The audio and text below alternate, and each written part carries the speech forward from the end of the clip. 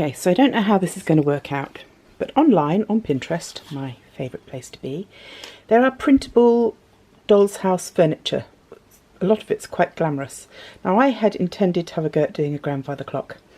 I had a perfect shaped gift box that had a pen in it, so I thought that I would use that to support it.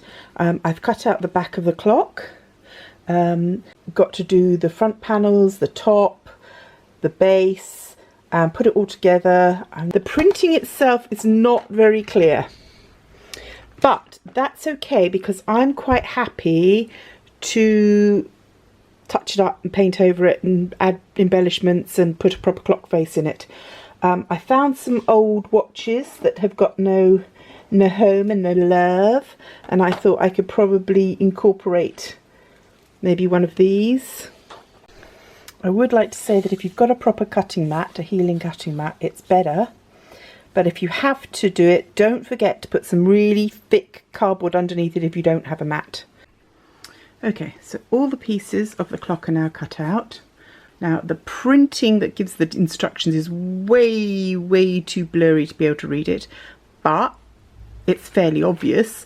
But the important thing is going to be making nice crisp folds. So for this you'll need a metal ruler and the back of your knife or a stylus, that you can make a nice crease in the paper so that it will fold nice and sharply where you want it to. So for instance, to make this fold along these lines, we take our metal ruler, put it along our edge, making sure it's exactly where we want it to be. Take the back of the knife and we score along there. Don't use the wrong side, otherwise the whole thing will drop off. And then hopefully you should get a lovely crisp fold. Now, I'm not worried too much if the printing has got a little bit of white on it, because I can take a watercolour pencil and just run it along all the lines afterwards. That's really not a problem. Your tabs have all folded backwards. Now obviously you're going to also have to work out exactly where the folds are on the clock front as well. So for this one I think it's literally halfway here. So I'm going to run my knife along here, and again that should then fold nice and crisply. Now this clock face is very wobbly, so I'm going to try and cut out very neatly round it. I might even cut out the whole piece and put some copper or brass or something that makes it look a bit fancier in there, but we'll play with that as we go. But yeah, so that's how you do your folds. Not difficult. So I shall get on and score all these lines. You don't want to watch me doing it, so I shall just get on and do it for you. Okay, so I've scored most of the main body parts. I've got them in the right positions. I'm going to start gluing them onto the cupboard. Obviously on the original model that had top parts that were then stuck, so this would be stuck onto here, but I don't need that, so I'm probably going to cut that piece off because it's not necessary. I also have some ideas of what I'm going to use to embellish it and make it look more realistic. Pieces of real wood painted up to match the rest of the furniture. Still got to get the base on, the legs on, bits of fiddly bits to do, but we've made a start. Okay, so I've padded out the top of the box with a little bit of lolly stick, which I just chopped up, stuck underneath, just so that it makes it stand up proud of the first layer. I've glued the centerpiece of the clock down, so the bottom will go over this piece, and then it's got a base, and the top will go over this piece. But again, I will put an extra piece and pad it out at the top as well, so that it's got the shape of a grandfather clock.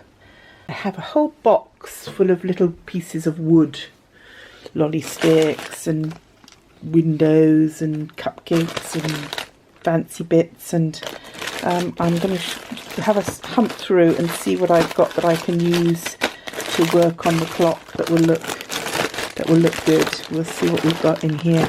My next job whilst waiting for the glue to dry.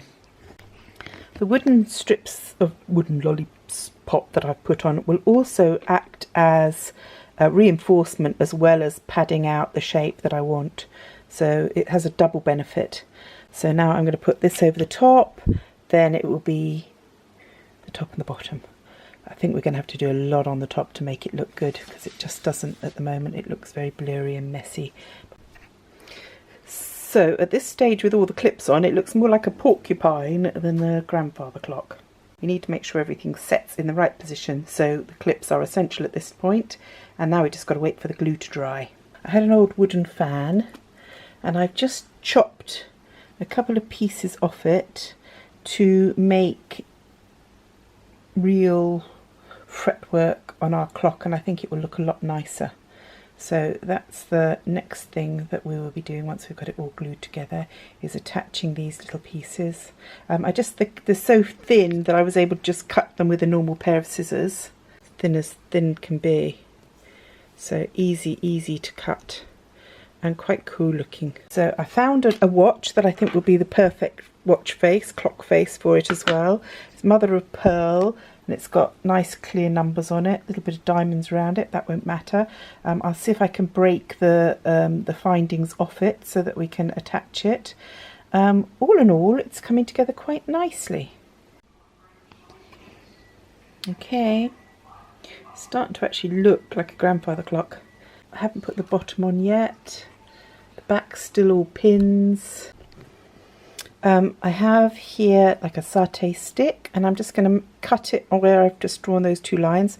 Then they will fit down either side of the clock at the centre to give it a bit more structure and a bit more realism. So the wooden skewers, the wooden fan, all glued into position now. So I've managed to break the pieces off the watch so that it will sit nice and flat. It's starting to actually look like a grandfather clock. Obviously once it's all painted up, and I think I'm going to put a top knot on it, make it look like a really posh one. That's how far we've got. I haven't put the bottom on yet. The back's still all pins. I'm not even sure whether I'll bother with the back, but I might do. I mean, it just might make it sort of tidier and neater. But at the moment, that's our grandfather clock. This is our clock so far. Looks quite good from a distance. Looks a bit close up, but hey, we're not going to look close. Just adding a few little bits to finish it off. Contemplating putting a back on, but although I don't see anybody's going to actually see the back. Bearing in mind that this is for a monster house, I think that just makes it look a little bit more spooky and fun. So whilst waiting for the glue to dry, I thought that I could take some of this paint. I've just mixed up a little bit of burnt umber, raw umber, a little bit of purple just to take the tone down a bit. I just want to paint over some of the lighter bits that are showing up that shouldn't be there. This isn't a particularly natural colour or a particularly beautiful colour, but this is the colour that we've already painted more or less on the dining table and the sideboard in the dining room of the doll's house. You can still see the paper cutout that I used underneath, but it's sort of fairly much buried now underneath all the things I've added on top. But that's okay. It gave me the correct proportions and everything, which is necessary. I could have probably done it without, but hey, you know, let's make life easy where we can. Right, I'm going to let that dry and then I'll come back and do the gold. So the next thing I want to do is take the gold. You need, for dry brushing, which is what I'm going to try and do on this, you need a dry brush. Nice stiff brush. Spread the paint out over it finely and then just rub it on. I think that looks quite grand. I'm only now wondering whether I should put a little bit of varnish on or whether it doesn't need it. I mean, the thing is with the varnish, it would also help to hold it all together and stiffen it all up. It would make it a little bit glossier. The paint that I've used is quite matte, I think it could be advantageous to its longevity. So what I'll do is I'll put these in the water. I don't like using good paintbrushes for varnish because varnish is horrible stuff. Clear varnish. But as you can see, it actually isn't clear. It has a sort of golden tint to it, which is not really a problem with something like this.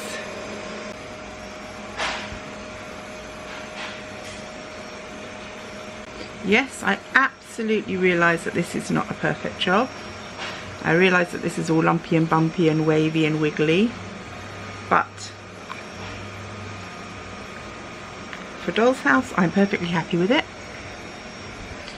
I actually quite like the handmade wobbliness of it because, you know, it's supposed to be a little spooky. So the next thing is going to be, once she's dry, is deciding which room we're going to put her in the Doll's House.